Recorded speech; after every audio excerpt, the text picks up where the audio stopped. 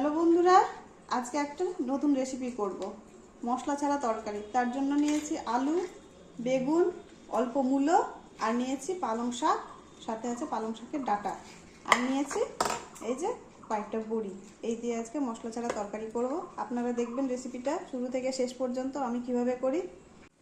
এই যে এই বড়ি কয়েকটা শুকনো খোলায় ভেজে নিব, একটা একটা করে দিয়ে দিলাম। এইভাবে আস্তে আস্তে করে ভেজে নিব, এই পিঠ ওই পিঠ করে হালকা করে ভেজে নিব। বড়ি কিন্তু খোলাই শুকনো খোলাই ভালো লাগে, তেলে ভাজলে ওর সেন্ট চলে যায়, স্বাদও নষ্ট হয়ে যায়।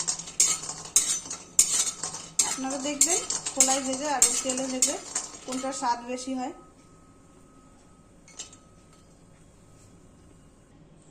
দেখুন বন্ধুরা, আমার বড়ি কিন্তু সুন্দর করে ভাজা হয়ে গেছে।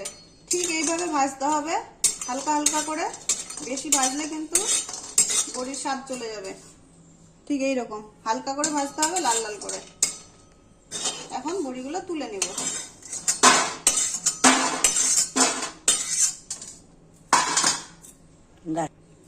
এই যে ওই কড়াইতে এখন সর্ষের তেল দিয়ে দিলাম, পরিমাণ মতো সর্ষের তেল দিয়ে দিব।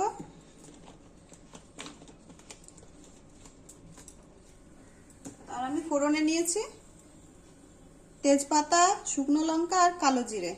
এখন এই শুকনো লঙ্কাটা ছেড়ে দেব গরম তেলে। শুকনো লঙ্কাটা ভাজা ভাজা হয়ে গেলে তেজপাতাগুলো দিয়ে দেব।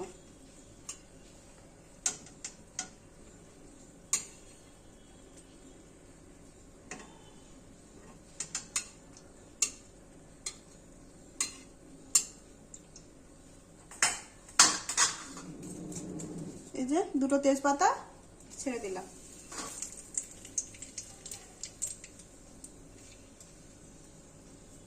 এখন দিয়ে দেব এই কালো জিরে।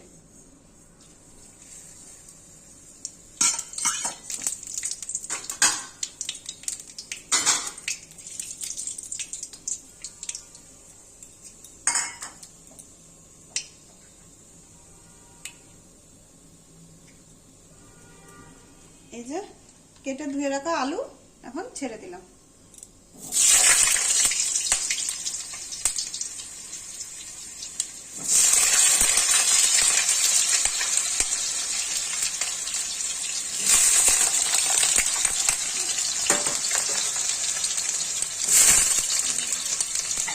হালকা করে আলুগুলো ভেজে নিব, যেন আলুর কাঁচা গন্ধটা চলে যায়।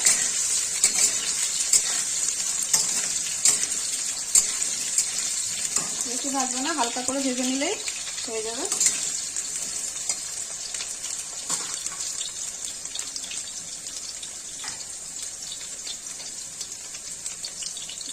দেবো এই যে অল্প কেটে রাখা মূলো, মূলো কিন্তু বেশি দিব না, তাহলে মূলো মূলো করবে।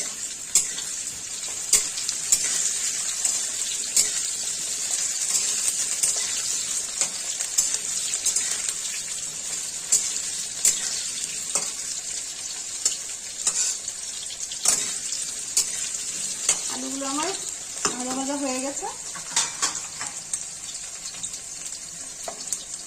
এখন দিব বেগুন, কেটে ধুয়ে রাখা বেগুনগুলো ছেড়ে দিলাম।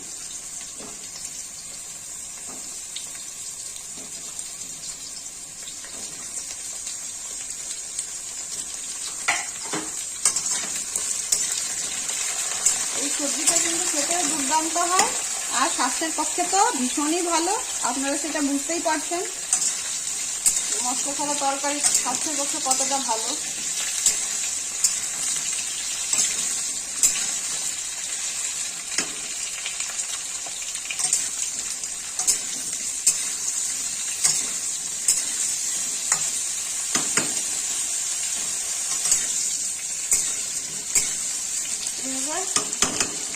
ভালো করে একটু ভাজা ভাজা করে নিলে পালং শাকগুলো দিয়ে দেব।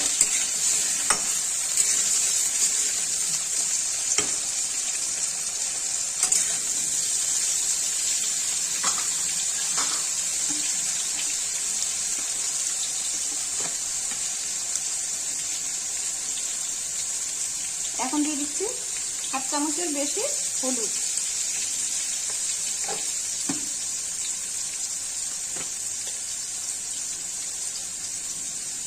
আর দিচ্ছি 1 চামচ লবণ।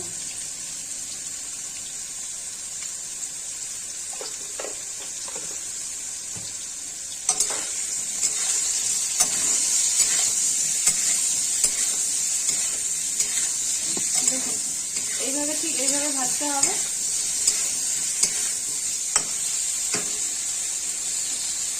সুন্দর করে এখন দিয়ে দিব শাকগুলো। এখন দেখুন পালং শাক নিয়েছি, সাথে পালং শাকের ডাটা একদম কচি কচি টাটকা। এই শাকটা খেতে ভীষণ ভালো হবে।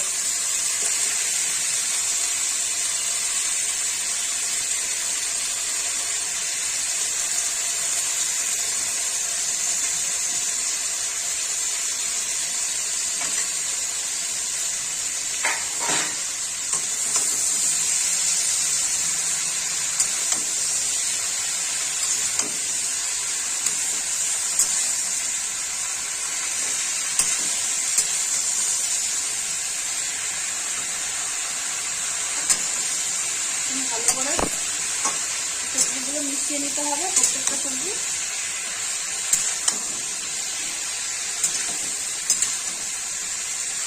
দেখুন এইভাবে নাড়াচাড়া করতে হবে, একটু নাড়াচাড়া করে ঢেকে দেব।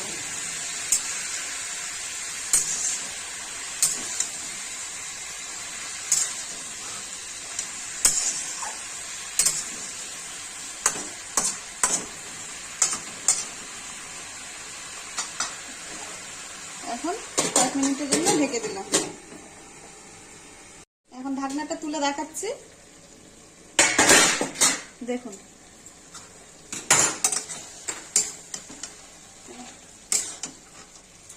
আমার সবজিগুলো দেখুন কত সুন্দর সেদ্ধ হয়ে গেছে, খুব সুন্দর করে সেদ্ধ হয়েছে। এখন এই যে ভেজে রাখা বড়িগুলো ছেড়ে দিলাম।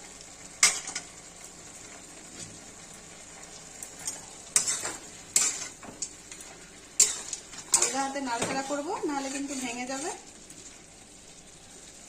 নতুন আলু তো, আলুগুলো খুব সেদ্ধ হয়ে গেছে।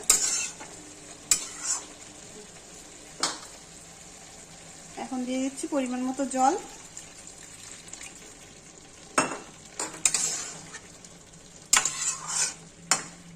বড়িগুলো ভেতরে ঢুকিয়ে দিব, নাহলে সেদ্ধ হবে না।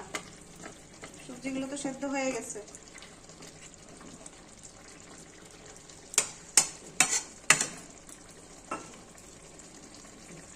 আরো একটু জল লাগবে।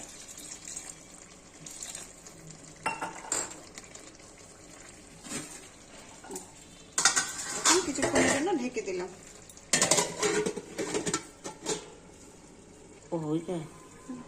এখন ঢাকনাটা তুলে দেখাচ্ছি। এই যে 3টে কাঁচা লঙ্কা ছেড়ে দিলাম। এই যে কাঁচা লঙ্কাগুলো ভেতরে ঢুকিয়ে দিব, তাহলে তাড়াতাড়ি সেদ্ধ হয়ে যাবে। এই কাঁচা লঙ্কাগুলো কিন্তু চটকে খেতে ভীষণ ভালো লাগে গরম ভাতের সাথে। দেখুন একদম খুব সুন্দর তরকারিটা হয়েছে, দারুণ হয়েছে, দারুণ।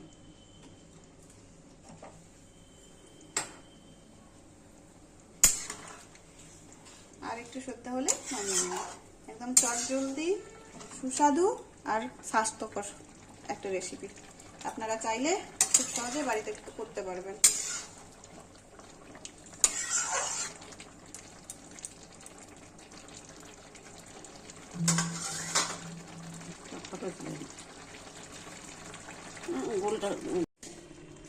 দেখুন ঢাকনাটা তুলে দেখাচ্ছি। আমার তরকারিটা হয়ে গেছে। দেখুন কত সুন্দর হয়েছে, একটা স্বাস্থ্যসম্মত সবজি একটা। এটা যে কেউ খেতে পারবে, কারো কোনো ক্ষতি করবে না।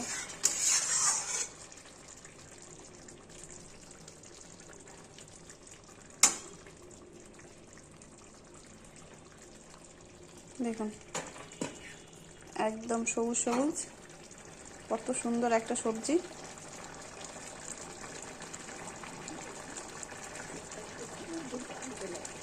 হ্যাঁ, তরকারিটা খেতে কিন্তু দুর্দান্ত লাগে।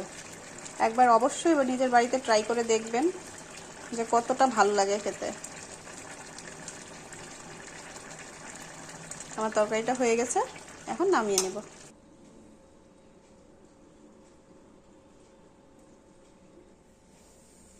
রেডি।